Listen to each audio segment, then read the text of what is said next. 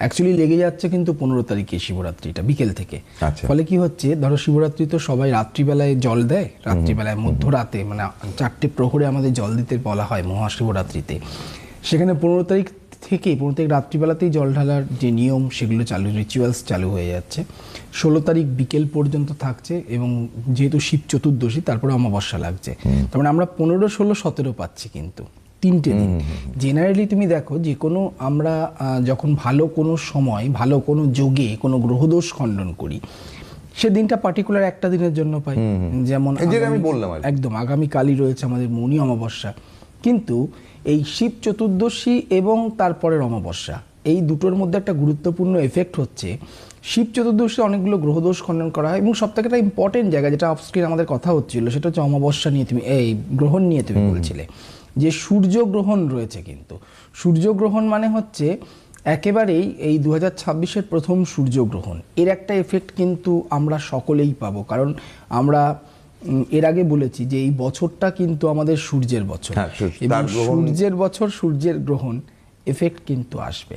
সেটা তো নেগেটিভ হওয়া উচিত, নেগেটিভ এফেক্টই আসার সম্ভাবনা রয়েছে। কোন দিক থেকে আসবে, কিভাবে আসবে, সেটা আমি নেক্সটে আলোচনা করব। আজকের আলোচনার বিষয়বস্তুটাই হচ্ছে মহাশিবরাত্রি, শিব চতুর্দশী এবং তারপরের অমাবস্যা। এখানে যেমন ধরো কারোর বৈবাহিক জীবনে, কারোর শিব রাত্রিতে কি হয়েছিল, জেনারেলি আমরা তো জানি যে শিবের বিয়ে হয়েছিল, তাই না?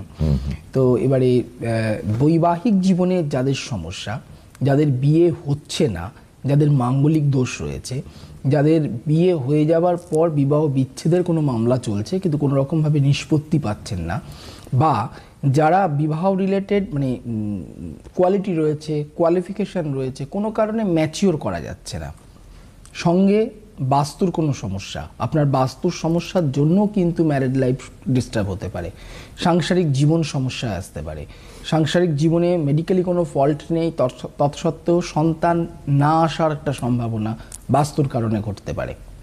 এগুলো সব কিছুরই খণ্ডন এই সময়টা হয়। স্পেশালি যেটা আরেকটা হয় সেটা হচ্ছে স্টুডেন্টদের ক্ষেত্রে, কারণ ফেব্রুয়ারি মাস মানেই হচ্ছে একেবারে মাধ্যমিক এবং তারপরের মাস উচ্চ মাধ্যমিকের সময়। কিন্তু মাধ্যমিক এবং উচ্চ মাধ্যমিকে, মাধ্যমিকের পর স্ট্রিম চুজ করা, সাবজেক্ট চুজ করা, 12-এর পর ক্যারিয়ার চুজ করা, কারণ